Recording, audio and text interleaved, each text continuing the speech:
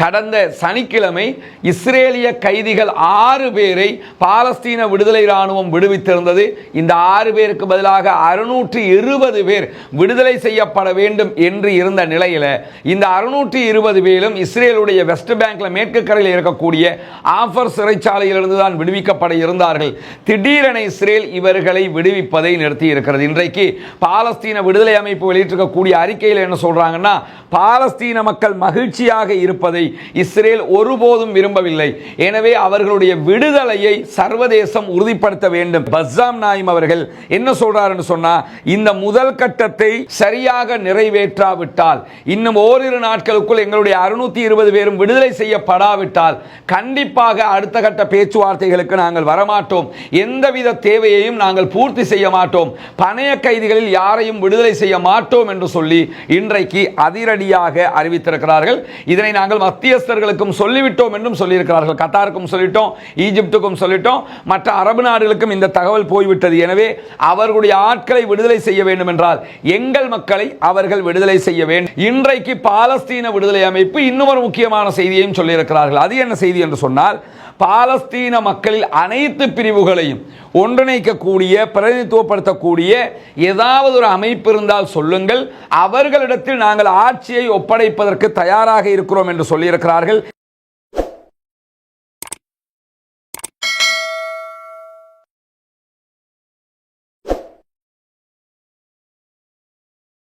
அஸ்ஸலாமு அலைக்கும் வரஹ்மத்துல்லாஹி வபரகாத்துஹு. அன்பிற்கினிய சகோதர சகோதரிகளே, நம் அனைவர் மீதும் ஏக இறைவனுடைய அமைதியும் கருணையும் உண்டாகட்டுமாக என்கிற உயரிய பிரார்த்தனைகளோடு காசாவிலே யுத்த நிறுத்தம் ஏற்பட்டு 37வது நாளாக இன்றைக்கு என்னவெல்லாம் நடக்கிறது என்கிற செய்திகளை தான் பார்க்க இருக்கிறோம்.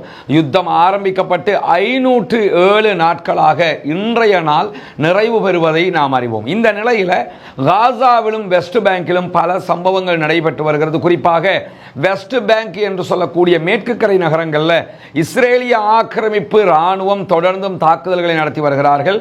துல்கரேம், அதே போன்று தூபாஸ் பகுதிகளிலையும் ஜெனின் அகதிகள் முகாம் பகுதிகளிலையும் அகோரமான தாக்குதல்களை இஸ்ரேலிய ஆக்கிரமிப்பு இராணுவம் தொடர்ந்து நடத்தி வரக்கூடிய நேரத்தில் இஸ்ரேலிய டேங்குகள் அந்த பகுதிகளில் மேலும் விரிவாக்கத்தை செய்கிறார்கள் என்கிற குற்றச்சாட்டு இன்றைக்கு எழுப்பப்பட்டிருக்கிறது. இஸ்ரேலிய மெர்காவா டேங்குகள் வெஸ்ட் பேங்கினுடைய ஜெனின் பகுதிகளில் களமிறக்கப்பட்டிருக்கிறது.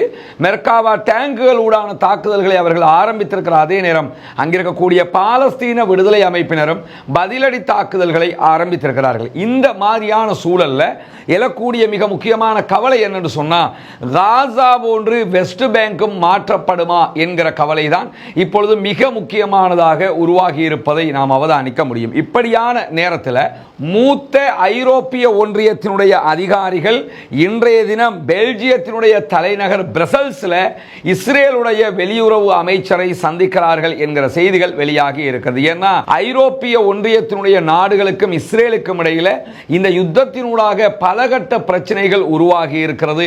ஐரோப்பிய ஒன்றியத்துக்கு கீழே இருக்கக்கூடிய ஐரிஷ் நாடுகள் தொடர்ந்து இஸ்ரேலுக்கு எதிரான தங்களுடைய நிலைப்பாட்டை முன்னெடுத்து வருகிறார்கள். ஐரோப்பிய ஒன்றியத்தினுடைய பல நாடுகள் ஐசிசி என்று அழைக்கப்படக்கூடிய இன்டர்நேஷனல் கிரிமினல் கோர்ட்டினுடைய நிபந்தனைகளுக்கு உட்பட்டு கையெழுத்திட்டிருக்கக்கூடிய நாடுகளாக இருக்கிற நேரத்தில் இந்த நாடுகளுக்கான பயணத்தை பெஞ்சமின் நெத்தன்யாகு மேற்கொள்கிற போது கண்டிப்பாக அது நெத்தன்யாகுக்கு எதிரானதாக அமைந்து விடும் என்கிற காரணங்களாலையும் இன்றைய தினம் பெல்ஜியம்ல நடைபெறக்கூடிய இந்த கூட்டத்தில் இஸ்ரேலுடைய வெளியுறவு அமைச்சரும் ஐரோப்பிய ஒன்றியத்தினுடைய மூத்த அதிகாரிகளும் சந்தித்து இது தொடர்பாக பேச இருக்கிறார்கள்.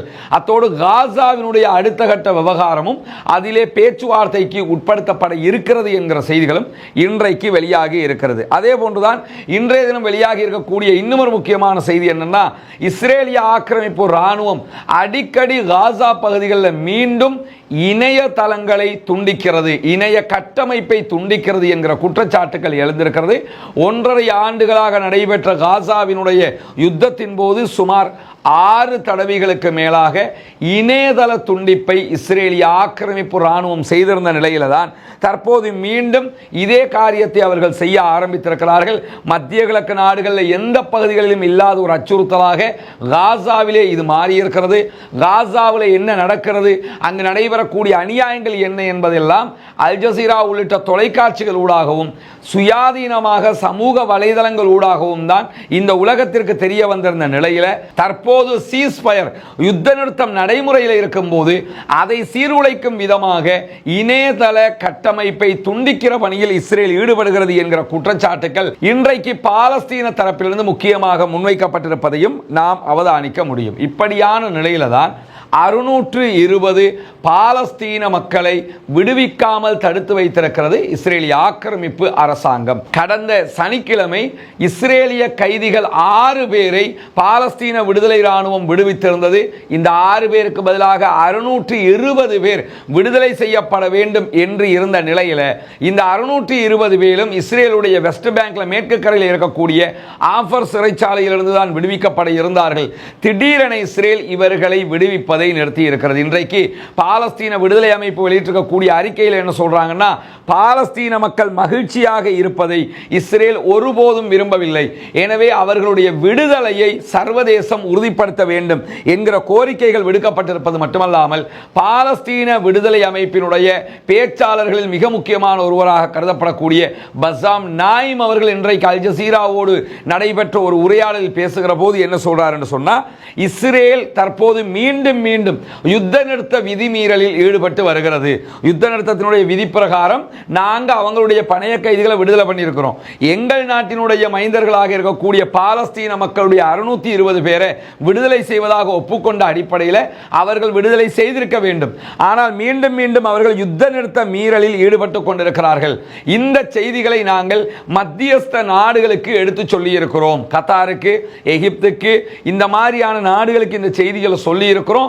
எனவே உடனடியாக அவர்கள் விடுதலை செய்யப்பட வேண்டும். போர் நிறுத்த உடன்படிக்கையினுடைய முதல் கட்டத்தின் அனைத்து நிபந்தனைகளையும் நாங்கள் பூர்த்தி செய்து விட்டோம். 2 தரப்பும் போர் நிறுத்த உடன்படிக்கைகளை பூர்த்தி செய்யணும். அந்த அடிப்படையில் பாலஸ்தீன விடுதலை ராணுவம் அவர்களுடைய அனைத்து நிபந்தனைகளையும் பூர்த்தி செய்து விட்டார்கள். 32 பேரை விடுதலை செய்திருக்கிறார்கள். ஆனால் இஸ்ரேல் 620 பேரை விடுதலை செய்வதை தவிர்த்து வருகிறது. அதே போன்று நாட்டுக்குள் காசாவுக்குள் வரக்கூடிய மனிதாபிமான உதவிகள், உணவு, தண்ணீர், அதே போன்று மருத்துவ தேவைகள், இவற்றுக்கும் அவர்கள் தடைகளை ஏற்படுத்தி வருகிறார். அதே நேரம் உள்ள வர தேவையாக இருக்கக்கூடிய புல்டோசர் போன்ற கனரக இயந்திரங்களுக்கும் இதுவரைக்கும் அவர்கள் முறையான அனுமதியை கொடுக்காமல் தவிர்த்து வருகிறார்கள். எனவே இவற்றையெல்லாம் அவர்கள் செய்ய வேண்டும் என்று சொல்லக்கூடிய பஸ்ஸாம் நாயிம் அவர்கள் என்ன சொல்றார் என்று சொன்னா, இந்த முதல் கட்டத்தை இஸ்ரேலிய ஆக்கிரமிப்பு பயங்கரவாத ராணுவம் சரியாக நிறைவேற்றாவிட்டால், இன்னும் ஓரிரு நாட்களுக்குள் எங்களுடைய 620 பேரும் விடுதலை செய்யப்படாவிட்டால் கண்டிப்பாக அடுத்த கட்ட பேச்சுவார்த்தைகளுக்கு நாங்கள் வரமாட்டோம். எந்தவித தேவையையும் நாங்கள் பூர்த்தி செய்ய மாட்டோம். பணைய கைதிகளில் யாரையும் விடுதலை செய்ய மாட்டோம் என்று சொல்லி இன்றைக்கு அதிரடியாக அறிவித்திருக்கிறார்கள். இதனை நாங்கள் மத்தியஸ்தர்களுக்கும் சொல்லிவிட்டோம் என்றும் சொல்லியிருக்கிறார்கள். கத்தாருக்கும் சொல்லிட்டோம், ஈஜிப்துக்கும் சொல்லிட்டோம், மற்ற அரபு நாடுகளுக்கும் இந்த தகவல் போய்விட்டது. எனவே அவர்களுடைய ஆட்களை விடுதலை செய்ய வேண்டும் என்றால் எங்கள் மக்களை அவர்கள் விடுதலை செய்ய வேண்டும் என்று சொல்லக்கூடிய பஸ்ஸாம் நாயிம் அவங்க தொடர்ந்து என்ன சொல்றாங்கன்னா, ஜனவரியில இந்த ஒப்பந்தம் நடைமுறைக்கு வந்தது. இந்த ஒப்பந்தத்தின் பிரகாரம் நாங்க எங்க தரப்புல எல்லாத்தையுமே கரெக்டா பண்ணியிருக்கிறோம். ஆனா நெத்தனியாகவும் அவருடைய அரசாங்கமும் இந்த ஒப்பந்தத்தை நாசப்படுத்துவதிலேயே முனைப்பாக இருக்கிறார்கள். சமாதான உடன்படிக்கை நடைமுறையில் இருக்கும் போதே 100க்கு மேற்பட்ட காசாவினுடைய அப்பாவிகளை அவர்கள் சுட்டுக் கொண்டிருக்கிறார்கள். இதுவே சர்வதேச சமாதான விதிமுறைகளுக்கு நேரடியாக மீறுகிற செயல்பாடாக இருக்கிறது. அது மட்டுமல்லாமல் எங்களுக்கு வரவேண்டிய தேவைகளை நிவர்த்திக்காமல் அவற்றை தடுத்து கொண்டு வருகிறார்கள். இதுவெல்லாம் தொடர்ந்தும் அவர்கள் செய்யக்கூடிய அப்பட்டமான மீறல்களாக இருக்கிற நேரத்தில் தான் இதை அவர்கள் முழுமைப்படுத்தாவிட்டால், முதல் கட்ட பேச்சுவார்த்தைகள் அவர்கள் சரியாக நடந்து கொள்ளாவிட்டால் கண்டிப்பாக 2ஆம் கட்ட சமாதான பேச்சுவார்த்தைகளுக்கு நாங்கள் செல்ல மாட்டோம் என்பதை மிக தெளிவான வார்த்தைகளில் சொல்லிக் கொள்கிறோம் என்று சொல்லி இன்றைக்கு பஸ்ஸாம் நாயிம் அவர்கள் விடுத்திருக்கக்கூடிய செய்தியில் சொல்லியிருப்பதை நம்ம பார்க்க முடியும். அது மட்டுமல்லாம இன்றைக்கு பாலஸ்தீன விடுதலை அமைப்பு இன்னும் ஒரு முக்கியமான செய்தியையும் சொல்லியிருக்கிறார்கள். அது என்ன செய்தி என்று சொன்னால், பாலஸ்தீன மக்களில் அனைத்து பிரிவுகளையும் ஒன்றிணைக்கக்கூடிய பிரதிநிதித்துவப்படுத்தக்கூடிய ஏதாவது ஒரு அமைப்பு இருந்தால் சொல்லுங்கள், அவர்களிடத்தில் நாங்கள் ஆட்சியை ஒப்படைப்பதற்கு தயாராக இருக்கிறோம் என்று சொல்லியிருக்கிறார்கள். எதிர்காலத்தில் காசாவை வழிநடத்துவதில் பாலஸ்தீன விடுதலை அமைப்பு என்ன பங்கு வகிக்கப் போகிறது என்ற கேள்விக்குத்தான் அவர் இந்த பதிலை கொடுத்திருக்கிறார். நாங்கள் அக்டோபர் 7க்கு முன்பதாகவே காசாவினுடைய அனைத்து மக்களையும் பிரதிநிதித்துவப்படுத்தக்கூடிய யார் இருந்தாலும் அவர்களிடத்தில் ஆட்சியை ஒப்படைப்பதற்கு தயாராக இருக்கிறோம் என்று பலமுறை சொல்லியிருக்கிறோம். இது ஒரு ஒற்றுமையான அரசாங்கமாக இருக்க வேண்டும், தொழில்நுட்ப ரீதியிலான டெக்னாலஜிக்கலாக இருக்கக்கூடிய ஒரு அரசாங்கமாக இருக்க வேண்டும். இப்படியான ஒரு அரசாங்கமாக இருந்தால் அவர்களிடத்தில் நாங்கள் ஒப்படைப்பதற்கு தயாராக இருக்கிறோம், எங்களுக்கு எந்த பிரச்சனையும் இல்லைங்கிறாரு. ஆனால் உண்மையை சொல்ல போனால் காசாவுக்குள்ள காசாவினுடைய அனைத்து மக்களையும் ஒன்றிணைக்கும் விதமாக பாலஸ்தீன விடுதலை இராணுவத்தை தாண்டிய எந்த ஒரு அமைப்பும் கிடையாது. அதையும் மனதில் வச்சு தான் வஸ்ஸாம் நாயிம் அவங்க சொல்லி இருக்கிறாங்க. இவங்க தான் இருக்கிறாங்கன்னு யாரை காட்டினாலும் அவர்களால் பாலஸ்தீனத்தினுடைய அனைத்து மக்களையும் பிரதிநிதித்துவம் செய்ய முடியாது என்பது மிக தெளிவான விவகாரமாக இருக்கிறது. எனவே பாலஸ்தீன விடுதலை அமைப்பு அல்லாத எந்த ஒரு ஆட்களும் காசாவை ஆளுவது அசாத்தியமானது என்பதும் மிக தெளிவாக தெரியக்கூடிய விவகாரம்.